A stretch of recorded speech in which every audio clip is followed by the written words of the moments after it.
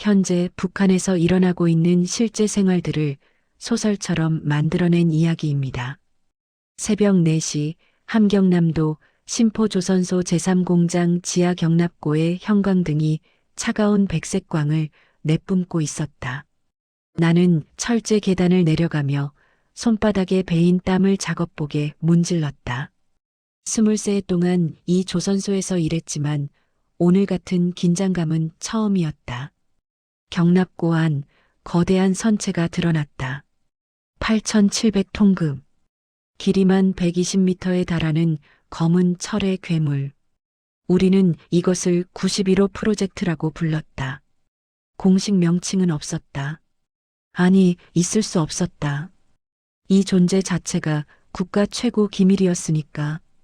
2021년 1월 제8차 당대회에서 최고 존엄께서 선언하셨던 그 계획. 핵무력 건설의 동시 추진.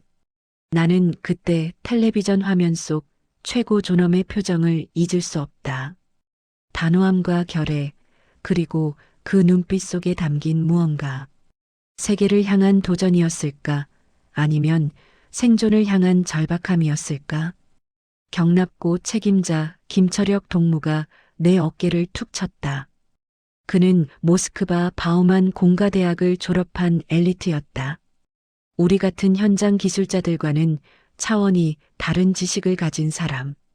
하지만 그의 얼굴에도 오늘따라 피로가 역력했다. 반응로실로 들어갔다. 정확히는 반응로가 들어갈 공간.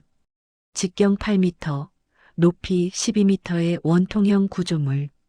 그 한가운데 텅 빈 공간이 나를 기다리고 있었다. 바로 여기, 이 공간에 심장이 들어올 예정이었다. 핵반응로. 이 거대한 철의 괴물에게 영원한 생명을 불어넣을 심장. 문제는 우리에게 그 심장을 만들 기술이 없다는 것이었다. 나는 2019년부터 이 프로젝트에 투입되었다. 처음엔 단순한 선체 용접 작업이었다. HY-80 특수강, 수심 300m의 압력을 견딜 수 있는 고장력강. 용접봉 하나하나가 금값이었다. 실수는 용납되지 않았다. 한 번의 실수는 곧 정치 범수용 소행을 의미했다. 하지만 선체는 그나마 쉬운 부분이었다. 진짜 문제는 추진 시스템이었다. 디젤 엔진이라면 우리도 만들 수 있었다. 실제로 심포급 잠수함들은 모두 디젤 마이너스 전기 추진 방식이었다. 하지만 그것으로는 부족했다. 최고 존엄께서 원하신 것은 핵 추진이었다. 무한한 항속거리, 무제한 자막 능력. 미국의 오하이오급이나 러시아의 보레이급처럼 2023년 여름 모든 것이 바뀌었다. 그날 나는 평소처럼 3교대 야간 근무를 마치고 숙소로 돌아가려던 참이었다. 그런데 공장 정문에 검은색 승용차 세대가 들어섰다. 평양 번호판, 호위 총국 소속 차량들이었다. 나는 본능적으로 고개를 숙이고 빠르게 걸음을 옮겼다. 저런 차들이 올 때는 눈에 띄지 않는 게 최선이었다. 하지만 이튿날 아침 공장 전체에 소문이 퍼졌다. 러시아에서 기술자들이 왔다는 것. 정확한 인원수는 알 수 없었지만 적어도 10명 이상이라는 소문이었다. 그들은 제3공장 지하 깊숙한 곳, 우리조차 출입이 통제된 구역에 머물렀다. 나는 호기심을 억누르려 애썼다. 이런 일에 관심을 보이는 것 자체가 위험했다. 하지만 궁금증은 날이 갈수록 커져만 갔다. 러시아 사람들이 왜 왔을까? 무엇을 가져왔을까? 그리고 가장 중요한 질문, 그들은 우리에게 무엇을 주려는 걸까?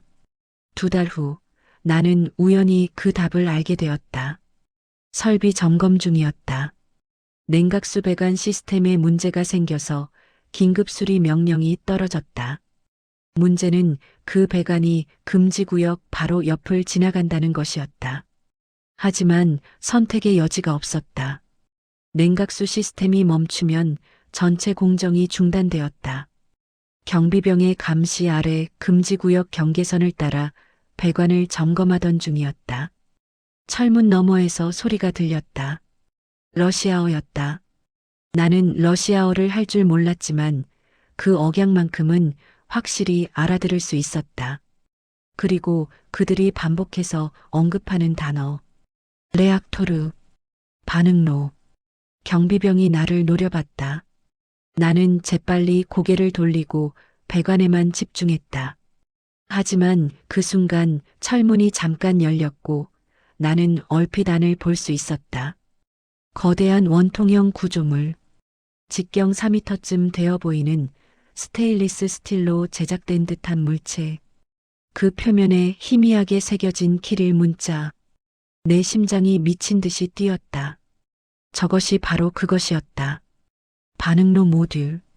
러시아가 퇴역시킨 빅터 III급 공격형 잠수함에서 떼어낸 것이라는 소문이 맞았다면 저 안에는 고농축 우라늄 연료봉이 들어있을 것이었다. 그날 밤 나는 잠을 이룰 수 없었다. 숙소 침대에 누워 천장만 바라봤다. 우리가 만들고 있는 것의 의미를 비로소 깨달았다. 이것은 단순한 잠수함이 아니었다. 이것은 국제사회를 향한 도전장이었다. 핵 확산 금지 조약, 유엔 안보리 결의, 해양법 협약. 우리가 만드는 이 철의 괴물은 그 모든 것을 정면으로 위반하는 존재였다. 하지만 동시에 나는 이상한 자부심도 느꼈다. 우리가 해냈다는 것. 온갖 제재와 봉쇄 속에서도 우리는 초강대국들만이 가진 기술에 도전하고 있다는 것. 그것이 옳은 일인지 그른 일인지는 내가 판단할 몫이 아니었다. 나는 그저 명령을 따를 뿐이었다. 2024년 봄 공사는 새로운 국면을 맞았다. 반응로 모듈 설치가 시작된 것이다.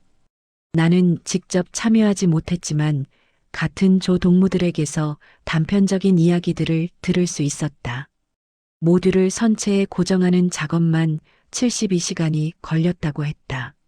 러시아 기술자들이 직접 감독했고 우리 기술자들은 그들의 지시에 따라 움직였다. 반응로와 터빈을 연결하는 1차 냉각수 루프, 터빈에서 발생한 증기를 식히는 2차 냉각수 루프 비상, 냉각 시스템, 방사선 차폐 시스템. 모든 것이 정밀하게 맞물려야 했다. 한 곳이라도 틀어지면 방사능 누출 사고로 이어질 수 있었다. 나는 외부 선체 보강 작업을 맡았다. 반응로실 주변의 선체를 2중, 3중으로 보강하는 작업. 만약의 사고에 대비한 것이었다. 하지만 솔직히 말하면 사고가 나면 이런 보강제 따위는 아무 소용이 없다는 것을 우리 모두 알고 있었다. 핵반응로가 폭발하면 우리 모두 죽는다. 그것도 끔찍한 방식으로. 그해 여름 첫 번째 시험 가동이 있었다. 공장 전체가 비상대기 상태에 들어갔다. 소방대, 의료진, 제염팀이 모두 대기했다. 나는 안전거리 밖에서 지켜봤다. 반응로실 계측기들이 하나둘 켜지기 시작했다. 녹색 불빛들, 온도, 압력, 방사선 수치, 모든 것이 정상 범위 안에 있었다. 제어봉이 서서히 올라갔다. 핵분열 반응이 시작되었다.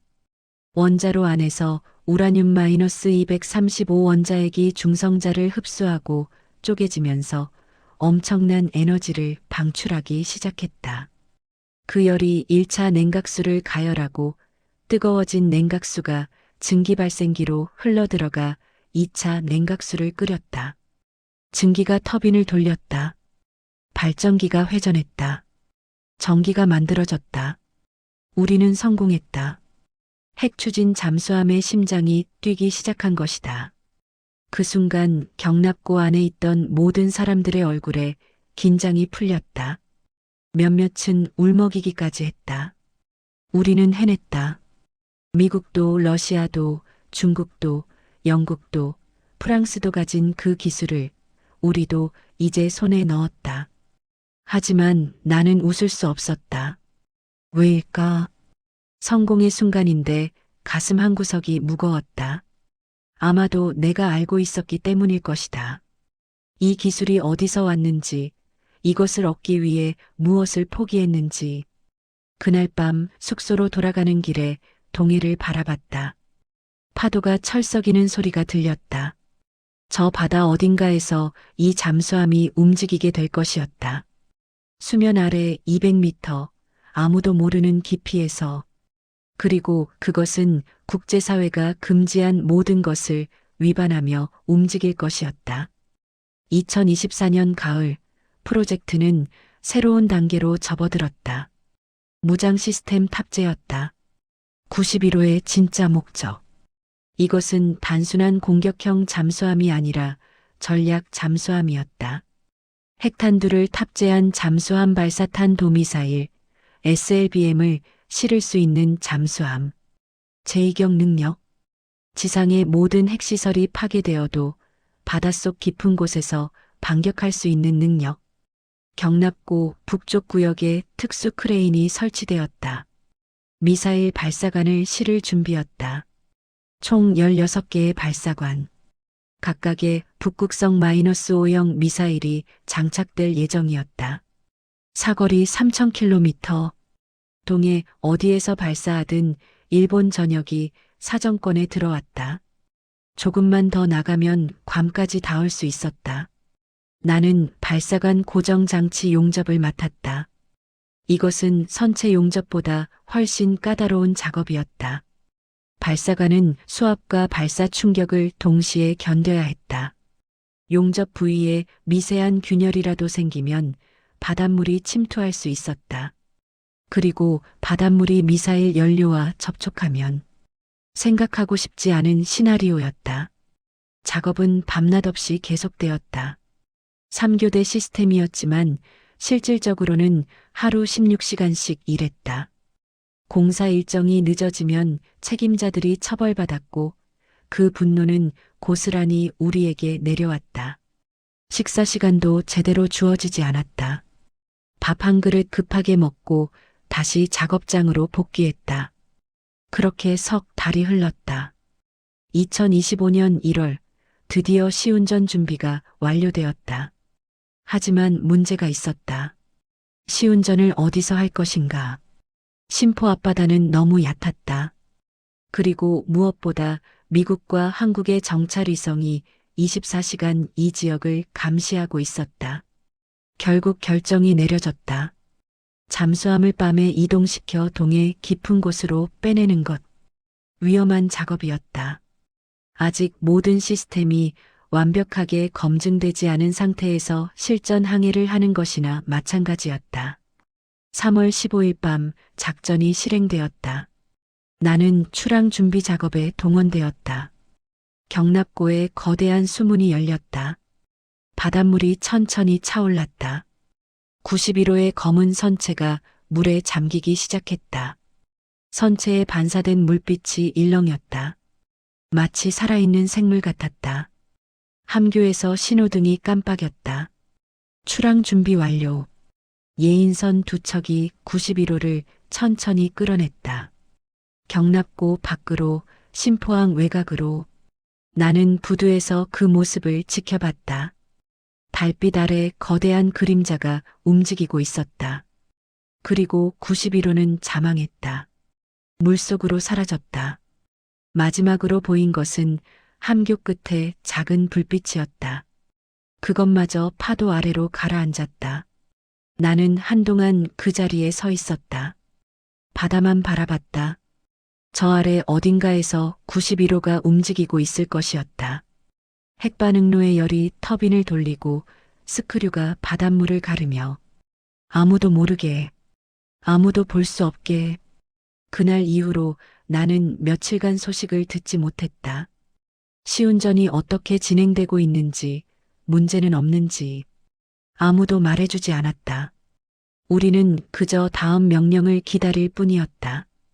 일주일 후 91호가 돌아왔다. 하지만 뭔가 달랐다. 선체 곳곳에 손상 흔적이 보였다.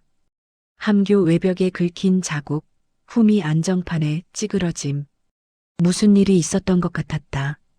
하지만 아무도 말하지 않았다. 우리는 그저 수리 작업에 투입되었을 뿐이었다. 복도에서 우연히 선원 한 명을 마주쳤다. 그는 젊었다. 25쯤 되어 보였다. 하지만 그의 눈빛은 늙어 있었다. 무언가를 본 사람의 눈빛. 그는 내 옆을 지나가면서 작게 중얼거렸다. 심도 300m에서 냉각 펌프가 멈췄다고. 나는 뒤돌아봤지만 그는 이미 사라진 뒤였다. 냉각 펌프? 원자로의 열을 식히는 장치. 그것이 멈추면 노심용융이 시작된다. 체르노빌에서 일어난 일, 후쿠시마에서 일어난 일. 그것이 수심 300m에서 일어날 뻔했다는 것인가. 그날 밤 나는 악몽을 꿨다. 동해 바닥에 가라앉은 91호. 선체에서 녹색빛이 새어나오고 있었다. 방사능. 물고기들이 배를 뒤집고 떠올랐다. 파도가 해변으로 밀려왔고 그 파도는 빛나고 있었다. 나는 비명을 지르며 깼다. 하지만 현실은 악몽보다 나을 게 없었다. 2025년 6월 평산 우라늄 정제시설에서 방사성 폐기물이 강으로 흘러나갔다는 보도가 있었다. 우리는 그 소식을 몰래 들은 외국 방송을 통해 알았다. 공식적으로는 아무도 그 이야기를 하지 않았다. 하지만 우리 모두 알고 있었다. 우리가 다루는 이 기술은 통제 불가능하다는 것을. 그럼에도 작업은 계속되었다. 7월에는 전투체계 통합 작업이 시작되었다. 소나 시스템, 어뢰 발사관, 미사일 통제 장치, 모든 것이 하나의 네트워크로 연결되어야 했다. 그리고 그 중심에는 전투지휘실이 있었다. 나는 전투지휘실 내부 배선 작업에 투입되었다. 처음으로 91호 내부 깊숙이 들어갈 수 있었다. 좁은 복도를 지나 사다리를 타고 내려갔다. 선체 내부는 생각보다 비좁았다. 파이프와 전선이 천장과 벽을 따라 빽빽하게 설치되어 있었다. 전투지휘실은 선체 중앙부에 있었다. 직경 6m 정도의 원형 공간. 벽면에는 수십 개의 모니터가 설치되어 있었다. 소나 화면, 레이더 화면, 미사일 통제 화면. 이곳에서 함장이 모든 것을 통제할 것이었다. 나는 배선 작업을 하면서 주변을 둘러봤다. 이곳에서 누군가가 버튼을 누르면 미사일이 발사될 것이었다. 16개의 북극성 -5형이 연속으로 발사되면 수백만 명이 죽을 것이었다. 그것도 순식간에. 손이 떨렸다. 나는 배선을 붙잡고 잠시 멈췄다. 내가 지금 무엇을 하고 있는 것일까? 나는 단순한 기술자일 뿐이었다. 명령을 따를 뿐이었다. 하지만 내 손으로 만든 이 시스템이 수백만 명의 생명을 앗아갈 수 있다는 사실을 부정할 수는 없었다. 감독관이 다가왔다. 나는 재빨리 작업을 재개했다. 생각할 시간은 없었다. 고민할 여유도 없었다. 나는 그저 살아남아야 했다. 내 가족을 지켜야 했다. 그것이 전부였다. 9월이 되자 놀라운 소식이 들렸다. 러시아가 추가로 반응로 모듈을 제공했다는 것. 이번에는 23개라고 했다. 91호 한 척으로는 부족하다는 판단이었을까? 아니면 예비 부품을 확보하려는 것이었을까?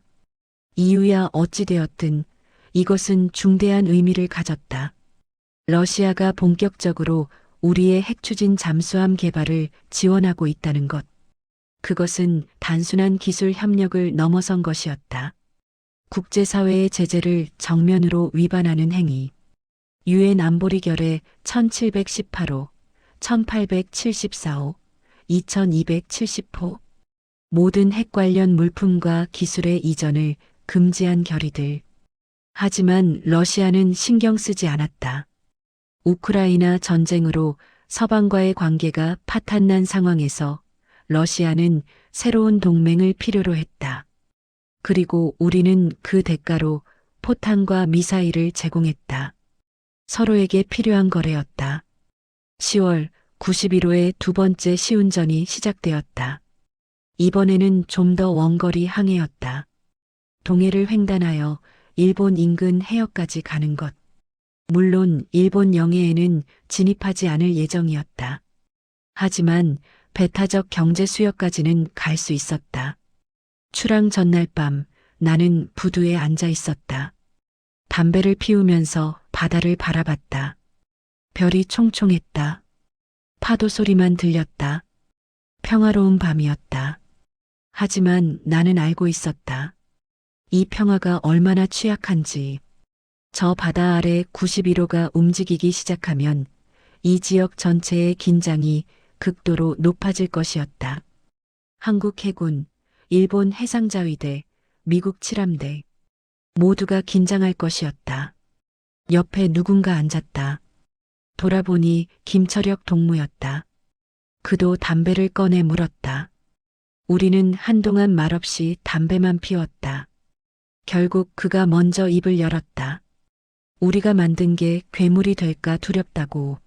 나는 그를 바라봤다. 엘리트 기술자, 당의 신뢰를 받는 간부.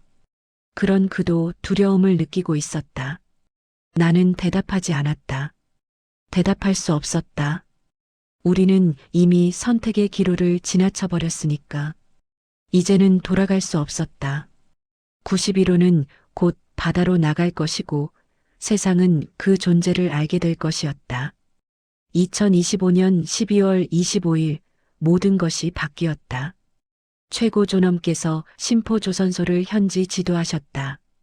나는 경납고 뒤편에서 그 모습을 멀리서 지켜봤다. 수행원들, 카메라 기자들, 군 고위 간부들, 그리고 그 중심에 최고 존엄이 계셨다.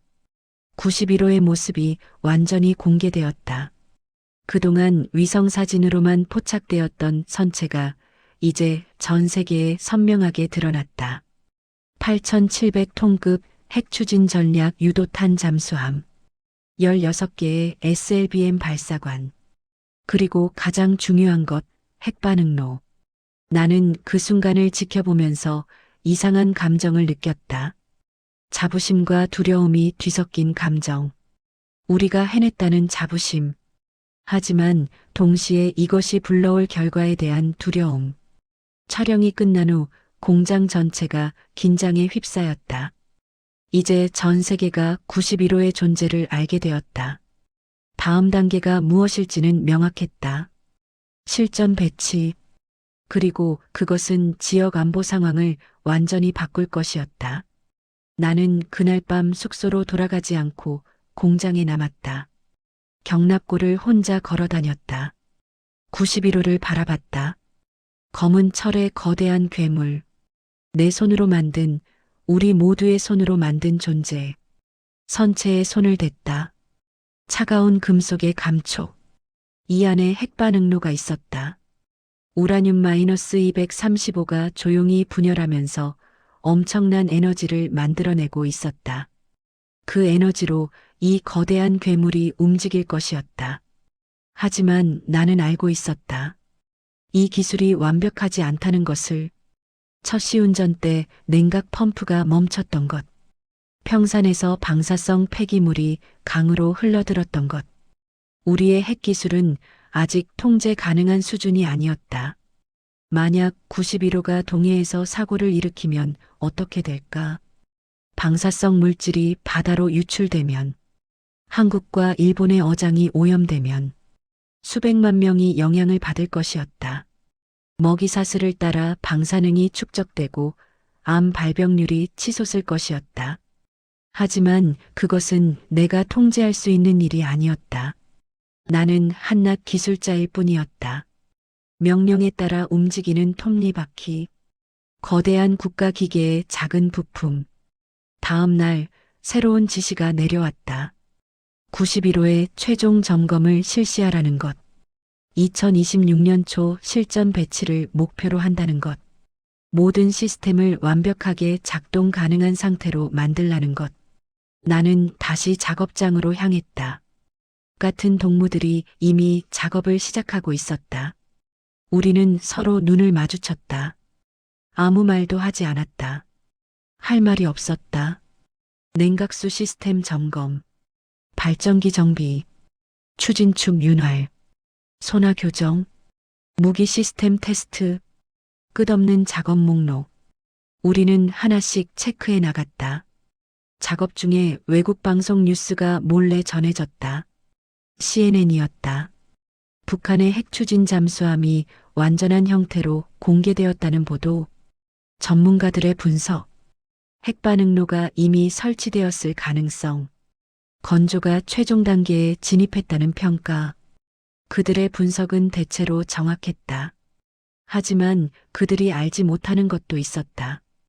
우리가 얼마나 많은 어려움을 겪었는지, 얼마나 많은 위험을 무릅썼는지, 그리고 이 기술이 얼마나 불안정한지. 또 다른 뉴스도 있었다. 국제사회의 반응. 한국 정부는 유엔 안보리에 긴급 회의를 요청했다. 일본은 자위대 경계 태세를 높였다. 미국은 항공모함 전단을 동해로 이동시켰다. 긴장이 고조되고 있었다. 91호의 존재가 공개된 순간부터 지역 안보 균형이 무너지기 시작했다. 이것은 단순한 무기 하나가 추가된 것이 아니었다. 이것은 게임의 규칙 자체를 바꾸는 것이었다. 1월이 되자 마지막 준비가 시작되었다. 선원 훈련. 70명의 선원이 선발되어 집중 교육을 받았다. 핵반응로 운용, 잠수함 조종, 무기 시스템 운용.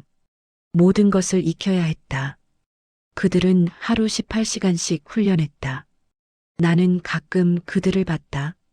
젊은 얼굴들. 대부분 20대였다.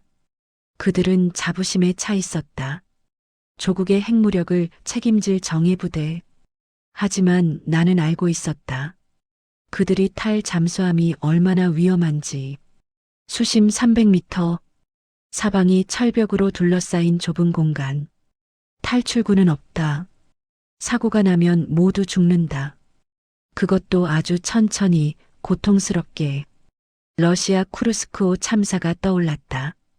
2000년 바렌츠해에서 침몰한 핵추진 잠수함.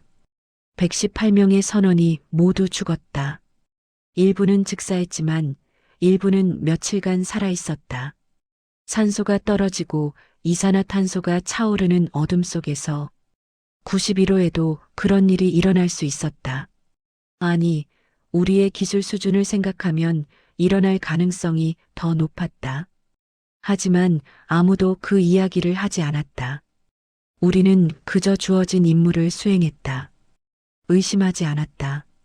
질문하지 않았다. 그것이 우리가 살아남는 방법이었다. 2월 들어 최종 해상 시험이 예정되었다. 이번에는 무기 시스템 실사격 테스트를 포함한다고 했다. 어뢰 발사, 순항미사일 발사, SLBM 발사는 하지 않을 예정이었다. 아직 그 단계는 아니었다. 시험 전날 나는 다시 부두에 나왔다. 91호가 경납고에서 나와 부두에 계류되어 있었다.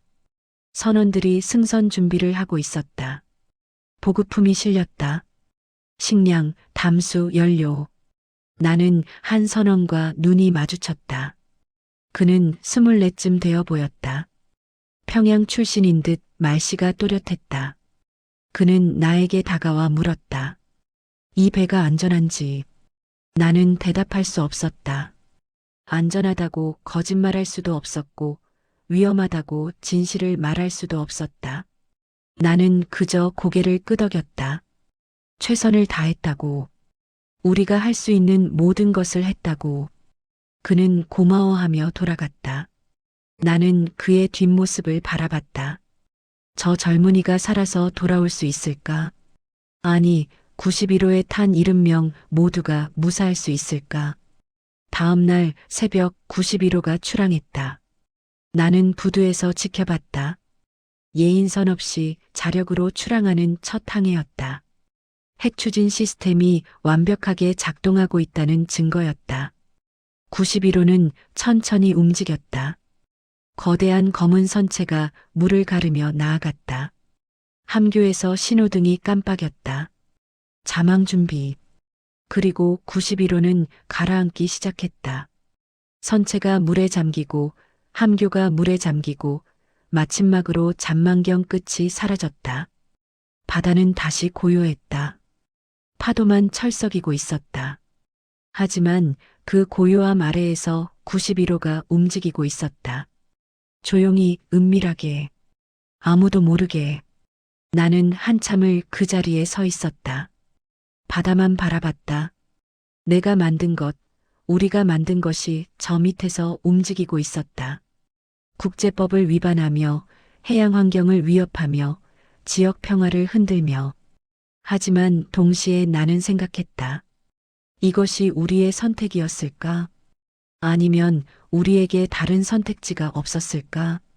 제재와 압박 속에서 생존을 위해 우리가 할 수 있는 일이 이것뿐이었을까? 답은 알 수 없었다.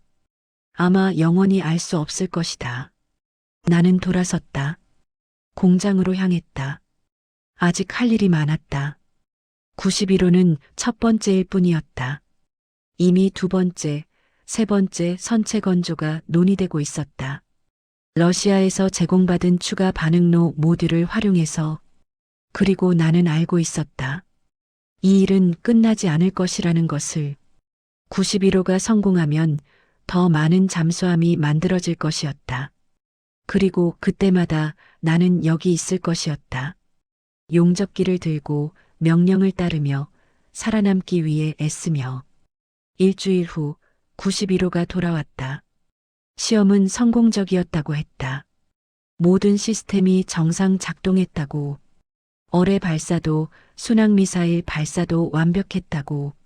하지만 나는 선원들의 얼굴을 봤다. 그들은 지쳐 있었다. 일주일간 바다 밑에서 지낸 흔적이 역력했다. 창백한 얼굴, 꺼진 눈빛, 그리고 무언가를 본 듯한 표정. 한 선원이 하선하면서 비틀거렸다. 동료가 부축했다. 그는 멀미를 하는 게 아니었다. 방사선 피폭 증상이었다. 경미한 수준이기를 바랄 뿐이었다. 나는 고개를 돌렸다. 보고 싶지 않았다. 알고 싶지 않았다. 하지만 현실은 부정할 수 없었다. 91호는 완벽하지 않았다. 방사선 차폐가 불완전했다. 선원들은 서서히 피폭되고 있었다. 하지만 아무도 그 이야기를 하지 않았다. 공식 보고서에는 모든 것이 정상이라고 기록되었다. 선원들의 건강도 양호하다고. 거짓말이었다. 하지만 우리 모두 그 거짓말에 동참했다. 왜냐하면 인정하는 순간 모든 것이 무너질 것이기 때문이었다. 91호 프로젝트가 실패작으로 판정받으면 우리 모두 책임을 져야 했다. 그리고 그 책임은 정치범 수용소를 의미했다. 그래서 우리는 침묵했다. 문제를 묻었다. 그리고 다음 작업을 준비했다. 3월이 되자 실전 배치 명령이 떨어졌다. 91호는 공식적으로 전략 잠수함 부대에 편입되었다. 동해함대 소속. 기항지는 마양도 해군기지. 임무는 전략 순찰. 동해 깊은 곳을 돌아다니며 유사시 핵 반경 능력을 유지하는 것. 나는 그 소식을 들으면서 복잡한 감정을 느꼈다. 4년간의 작업이 드디어 끝났다는 안도감. 하지만 동시에 이제 진짜가 시작된다는 두려움. 91호는 이제 실전에 투입될 것이었다. 한국과 일본의 영해 근처를 배회할 것이었다. 때로는 수면 항행 의무를 위반하며, 때로는 사전 통보 없이 타국 배타적 경제 수역을 통과하며, 그리고 언젠가 사고가 날 것이었다. 냉각 펌프가 또 고장 나거나, 방사선 차폐가 파손되거나, 핵연료가 누출되거나, 그때가 되면 모든 것이 드러날 것이었다. 우리가 얼마나 무모한 도박을 했는지. 하지만 그때는 이미 늦을 것이었다. 방사성 물질은 이미 바다로 퍼져나갔을 것이고 생태계는 돌이킬 수 없이 오염되었을 것이었다. 나는 창밖을 바라봤다. 동해가 보였다. 파도가 일렁이고 있었다. 평화로운 풍경. 하지만 나는 알고 있었다. 저 바다 아래 심연에서 괴물이 움직이고 있다는 것을. 그리고 그 괴물은 내가 만든 것이었다. 밤이 되었다. 나는 숙소 침대에 누웠다. 천장을 바라봤다. 잠이 오지 않았다. 91호의 선체를 용접하던 순간들이 떠올랐다.